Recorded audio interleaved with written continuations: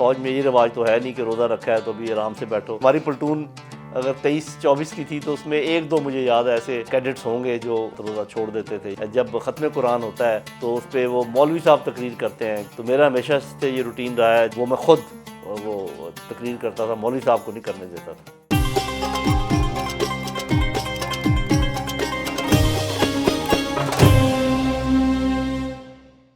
मैंने जो रोज़े रखे हैं हर मौसम में रखे हैं, क्या सर्दी क्या गर्मी, बहार और सब कुछ। मेरे वालिद साहब भी फ़ौज में थे, मेजर रिटायर हुए, अल्लाह बख्शे। तो वो हमें बहुत जगह चेंज करनी पड़ती। कभी ऐसी जगह चले गए बर्फ़ ही बर्फ़, जैसे अपना मरी वगैरह है या कश्मीर है। कभी बड़ी गर्म जगहों पे भावलपुर, मुल्तान, तो इस तरीके से घूमते फिरते रहे। तो बहुत गर्मी में बाज़ औक़ात प्यास लगती थी और ये भी था कि भी अल्लाह मियाँ देख रहा है।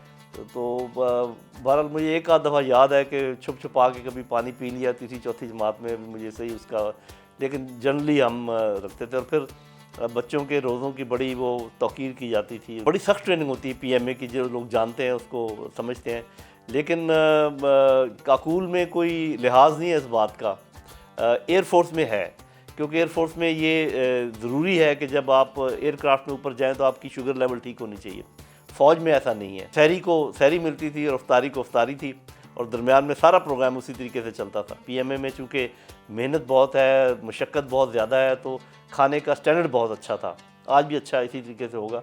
तो मेरा ख़्याल है कि हमें ठोंस ठोंस के खिलाया जाता था जब ये टाइम होता था। बड़े बाज़ औक़ात सख्ती के ज़माने भी गुज़रे सब कुछ, लेकिन रोज़ा छोड़ने का कोई अगर कोई छोड़ देता था, चोरी छुपे ऐसे लोग थे हमारे साथ, तो वो फिर चोरी छुपे कोई पानी शानी पी लेते होंगे, लेकिन उनके लिए कोई ख़ास इंतज़ाम नहीं था कि जैसे, और उनको अच्छा नहीं समझा जाता था। 1-2 ही होते थे। जैसे हमारी प्लटून अगर 23-24 की थी तो उसमें 1-2 मुझे याद है ऐसे कैडेट्स होंगे जो बाज़ औक़ात रोज़ा छोड़ देते थे। अगर कोई मेमोरी पूछें तो इस तरीके से मेरी याद है फ़ौज में रमज़ान की, कि हमारा बिल्कुल रूटीन जो है ना ऐसे चेंज हो जाता था। हम सारी रात जागते थे, ट्रेनिंग करते थे और दिन में रेस्ट करते थे और बाकी अपने काम काज भी करते थे। मस्जिद में, जो हमारी यूनिट की मस्जिद है, उसमें रौनक बढ़ जाती थी रोज़ों के दौरान।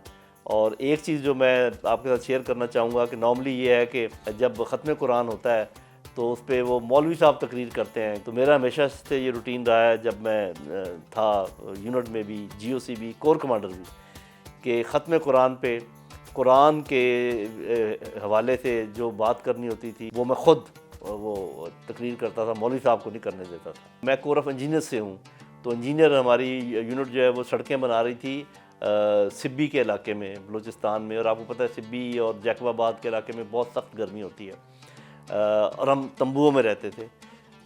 अल्लाह के फजल करम से रोज़े हम तब भी रखते थे। वो रोज़े बहुत मुश्किल थे कि एक तो पानी बहुत मुयस्सर नहीं था नहाने धोने के लिए। पीने का पानी तो चलें आ जाता, पीने का पानी भी गदला था या नमकीन था, पेट भी उससे ख़राब हो जाता था। लेकिन ये कि रोज़े हम अल्लाह ताला के फजल करम से रखते रहे, और शाम को बहुत बुरी हालत होती थी काम करने के बाद, क्योंकि फ़ौज में ये रिवाज तो है नहीं कि रोज़ा रखा है तो भी आराम से बैठो। वो धूप में काम करते थे उसी तरीके से। तो फिर ये है कि बहुत बड़ा टब बना के रख लेते थे रूह अफ़ज़ा का या कुछ, तो फिर उस वक्त जो ना बिल्कुल पी के थोड़ी देर के लिए मदहोश हो जाते थे। तो ये तो बहुत दफ़ा हुआ कि हमने ईद फैमिली के साथ नहीं गुजारी, और ये आम सी बात थी, आप यूँ समझें, ख़ासकर जब आप ऑपरेशन एरिया में होते हैं। और ऑफिसर से ये एक्सपेक्ट किया जाता है कि वो अपने जवानों के साथ रहें अपनी फैमिली को ज्वाइन करने के मुकाबले में। अगर मेरे पास चॉइस है, अगर हम 8 एक ऑफिसर हैं तो 1, 2, 3 जाएंगे ईद पे, और फिर रोटेट करके अगली ईद पे 2-3 चले जाएंगे। ज़्यादातर अपने जवानों के साथ रहते थे, इसीलिए उनकी हौसला अफजाई के लिए भी।